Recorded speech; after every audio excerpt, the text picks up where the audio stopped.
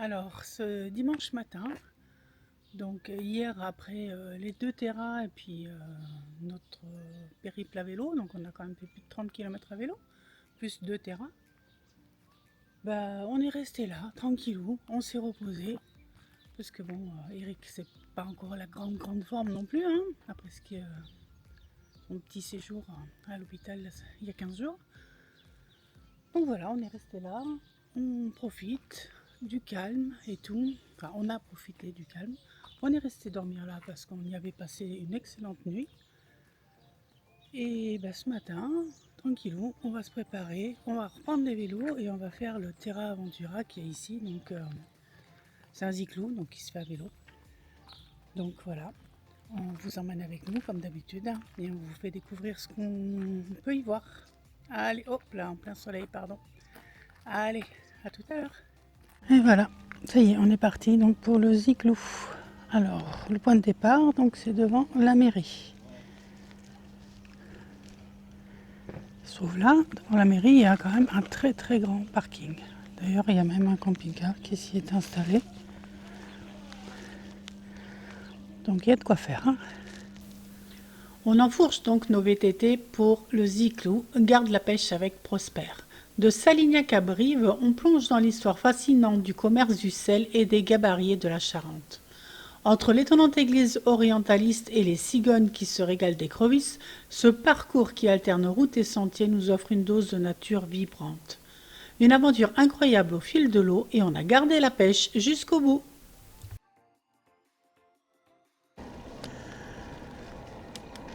Allez, encore des vignes.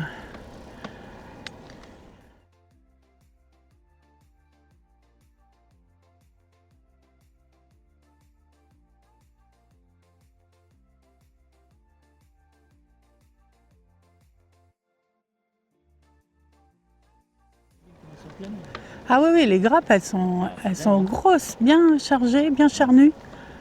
Ouais.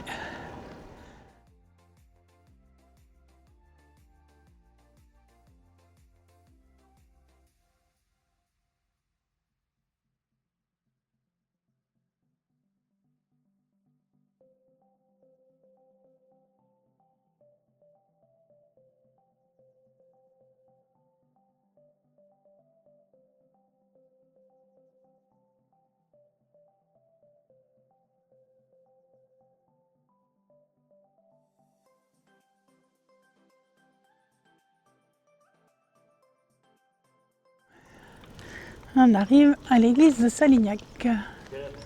Oui.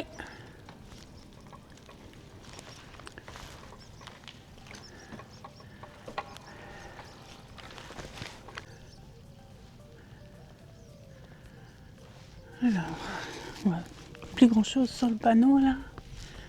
Église Saint-Louis. L'église paroissiale de Saint-Louis est de construction relativement récente. Elle fut léguée par la famille Lorfray en 1877 au curé de la paroisse de Pérignac qui en fit don à la commune de Salignac, nouvellement créée. Je pense pas que ce soit ouvert. Non. Et là, ce serait les halles.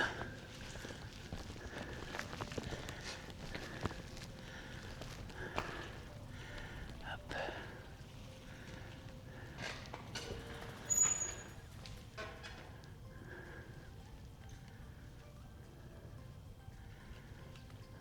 Donc par rapport aux halles, alors comme tous les villages en bord de Charente, Salignac a participé au commerce de l'or blanc. Il était récolté sur la côte atlantique dans les marais salants, puis acheminé ici à bord des fameuses gabarres. Ensuite, on le stockait dans des granges prévues à cet effet. Mais ce bâtiment-là, ce n'est pas une grange à sel, c'est un abri pour le bétail et le matériel viticole.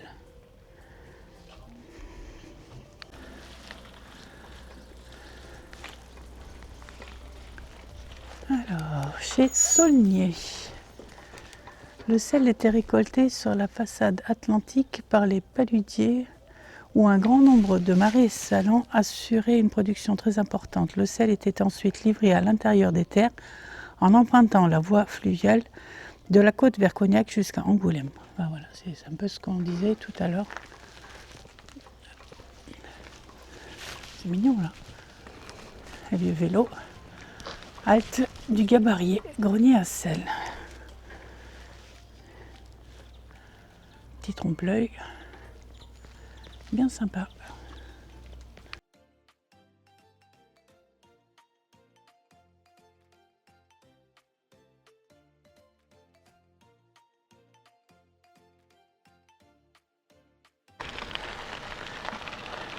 C'est du soleil quoi, donc ça va. Ah oui, il va être sucré, il va être chargé en alcool. Si le soleil continue comme ça, le vin devrait être pas mauvais. Après, on dit ça, nous on boit pas de vin. Hein. On n'aime pas ça, mais bon. De ce qu'on en sait.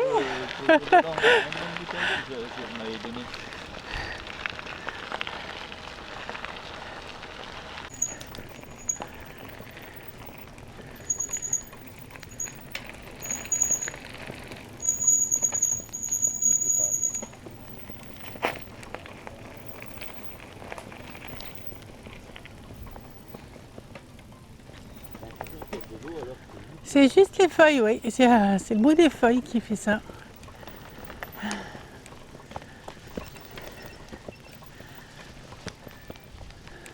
Et du coup, là, c'est circuit de Brive, les rives de Charente, 3 km. Et sinon, à gauche, c'est circuit de Salignac-le-Bourg, 4 km. Ok, allez, on poursuit. Hop.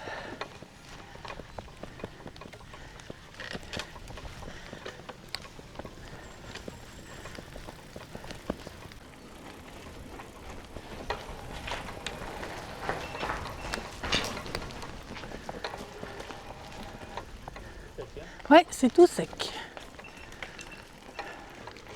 On passe sur le petit pont là, mais c'est sec de chez sec. Ouais.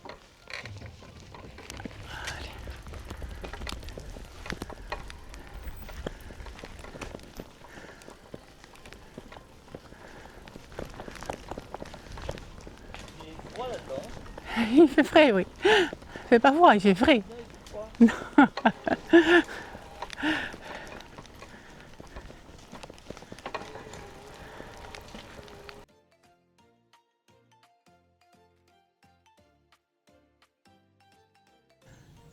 Le logis de Lousignac.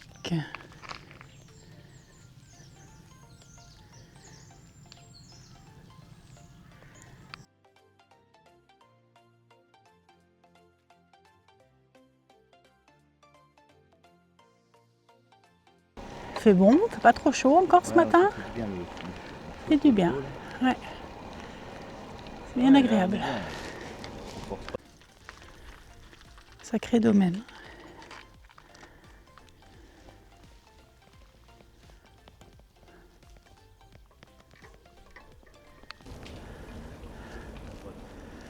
J'ai pas vu le nom du village. Ouais, à droite.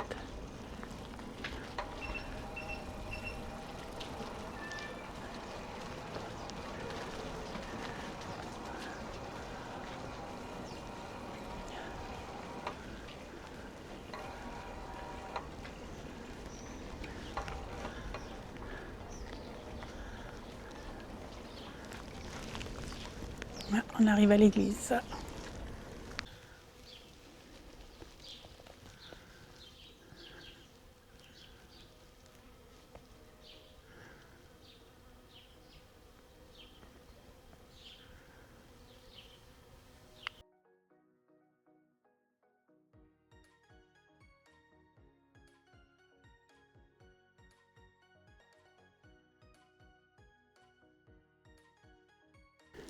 Donc on est à Brive-sur-Charente et c'est l'église Saint-Étienne de Brive.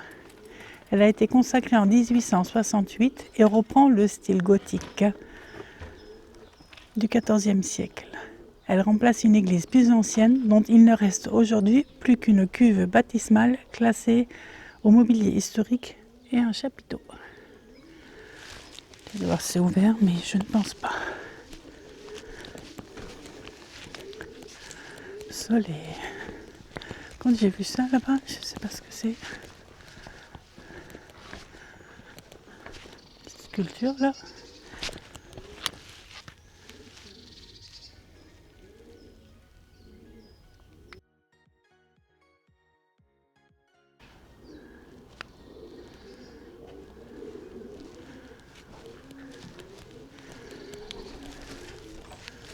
Non, c'est fermé. Je m'en doutais un peu. Hein. Non, il y a un petit clown là. Deux petits clowns.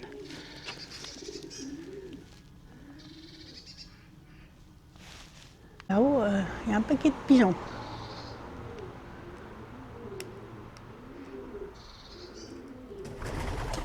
Du coup, c'est le domaine là que j'ai filmé tout à l'heure. Là, il y avait la tour que j'ai dit que c'était un sacré domaine.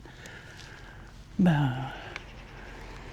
la maison, elle est aussi belle. Hein.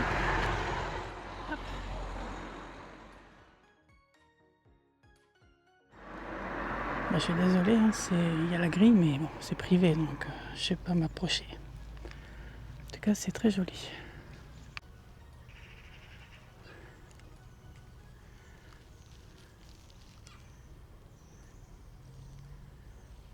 Dommage que ce soit pas ouvert. J'ai bien voulu voir l'intérieur. Mais bon, tant pis. On arrive à la mairie.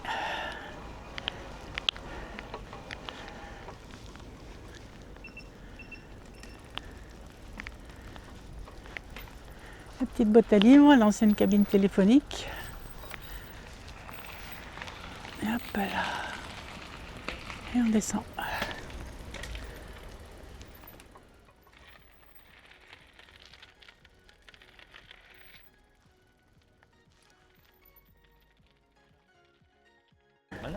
Ah ouais, on passe des petits villages dans la forêt, dans la campagne. C'est vraiment sympa.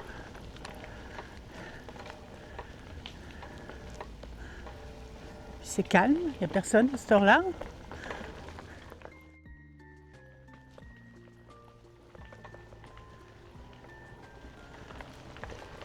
Les murs classiques devant l'ordi, hein. Il n'y a pas bonne vidéo, hein. Bah moi les murs étaient bonnes, hein, c'était bien sucré. Et, et lui est tombé sur une acide. Ah là là.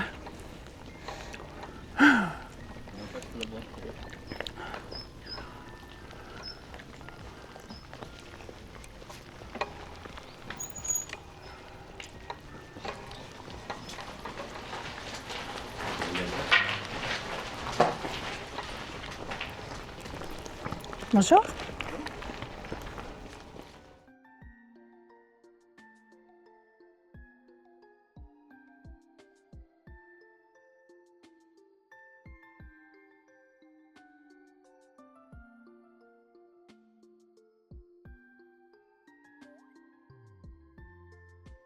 Bienvenue à la Guinguette, le pont des Rives.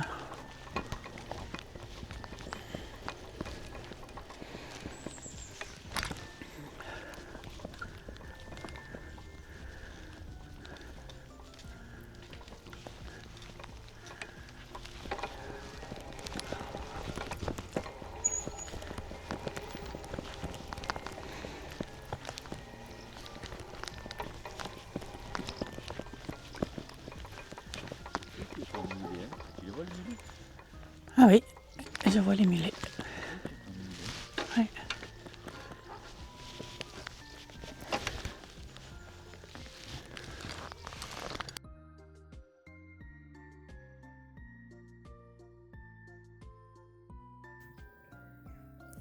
On verra les mulets.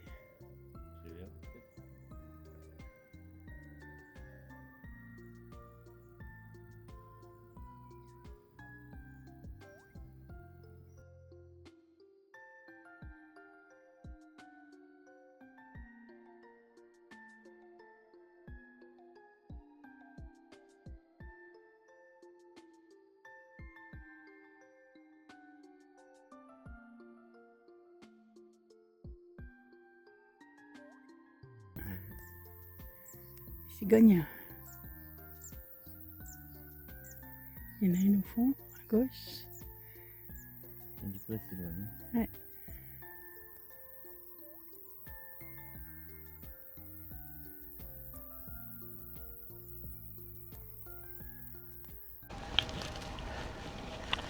Allez, on arrive encore au bord de la Charente.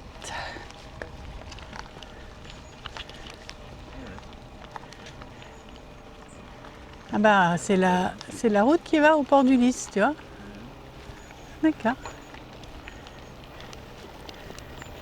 Enfin, la route, le chemin.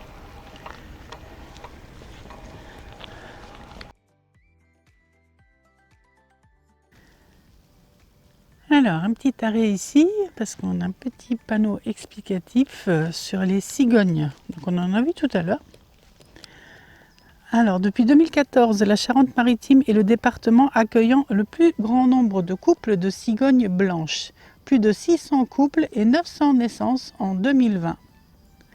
Les sites de prédilection pour la nidification sont les marais de Brouage et de Rochefort et la vallée de la Charente. Et du coup, on a appris que en fait, les cigognes se nourrissent de clarisses. Les carapaces de clarisses, elles en raffolent. Et d'ailleurs, c'est une aubaine pour lutter contre la prolifération de ce crustacé. Donc, je ne sais pas trop ce que c'est une clarisse. Je chercherai. Si je trouve une image, je vous la mettrai. Et du coup, le pigment rouge que contient donc la clarisse donne sa couleur au bec et aux pattes des petits. C'est Pistache la vache. Ah non, la vache, elle adore bouffer de l'herbe des prés. Mais je ne sais plus comment elle s'appelle. Trouvez le prénom de la vache, par quelle lettre commence-t-il? A, 1, B, 2, C, 3. Combien? C'est mignon là, avec toutes ces petites fleurs violettes au bord des vignes. Vraiment joli. Du coup là, on s'approche du port du Lys, donc le petit port que je vous avais montré vendredi soir, sur lequel on n'était pas resté parce qu'il y avait trop de bruit à la guinguette. Normalement, le parcours devrait nous amener là-bas.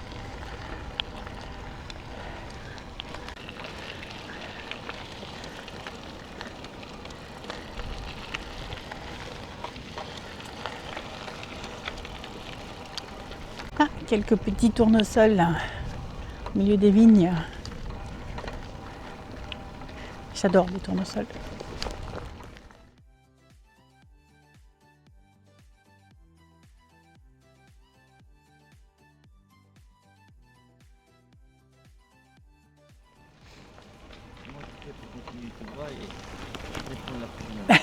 Bah, c'est là. On continue tout droit et à la prochaine intersection, on prend à droite. Ah, c'est à droite.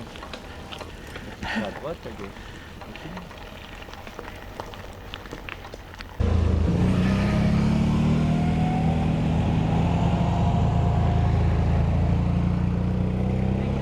Il y en a, ça va, ils vont doucement à côté, mais ouais, c'est vrai qu'il y en a, ils sont vraiment pas respectueux, vu la poussière qu'ils font.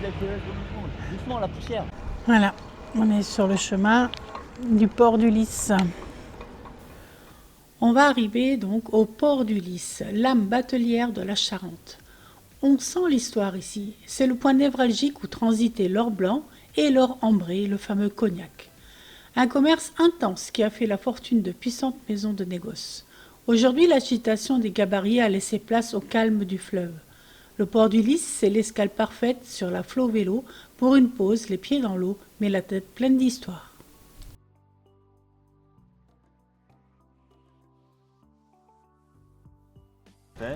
Ouais, mais et là, il y a déjà pas mal de monde là. Hein? Il y a déjà pas mal de monde. Ah oui. Ouais, il y a les 3 camping-cars là qui viennent d'arriver. Voilà. Voilà, du coup, on est de retour avec le terrain. C'est d'accord? Un caillou. Un caillou. Apparemment, il s'amuse. Jette là-dessus.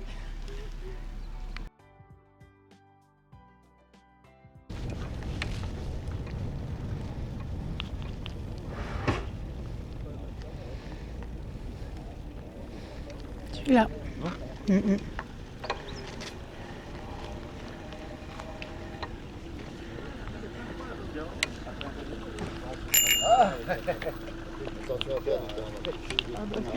Pas grave.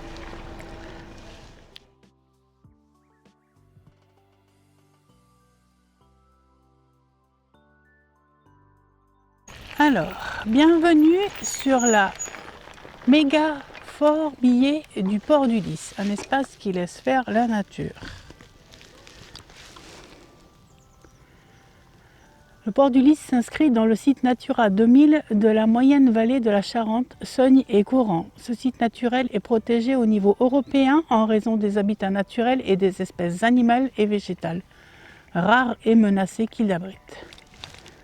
Allez, on y va.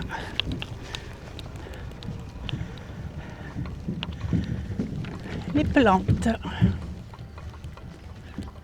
Reine des Prés, la salicaire, la baldingère, faux roseau et la menthe aquatique.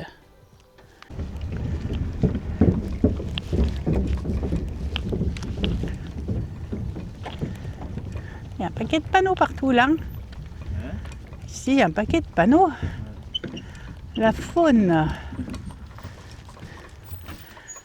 La libellule fauve, la couleuvre collier, la cysticole des joncs et le vison d'Europe.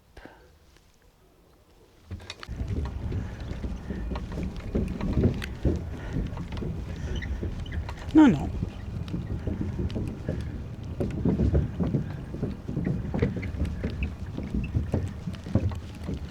Hop.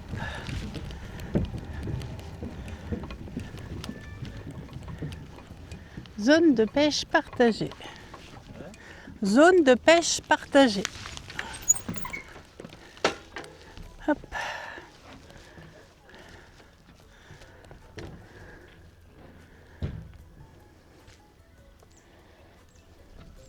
On n'est pas bien loin, on est juste après le port du Lys. Je dis on n'est pas bien loin. Voilà. Et le dernier panneau qui nous parle des arbres. Le frêne, l'aulne, le saule roux et l'orme champêtre. Le martin pêcheur, il est aisément reconnaissable à son plumage bleu et roux. Ouais, c'est magnifique. Mais ça va tellement vite que on a toujours du mal à soit le photographier, soit le mettre en vidéo.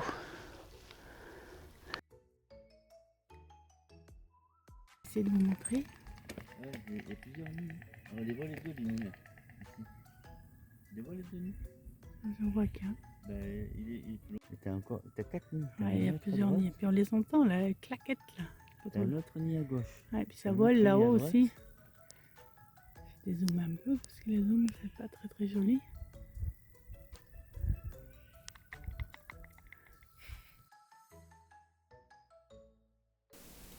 Notre incroyable Ziclou s'achève ici.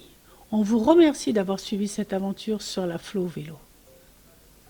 Si la vidéo vous a plu, n'oubliez pas de liker, de vous abonner et surtout laissez-nous un petit commentaire, ça nous ferait vraiment plaisir.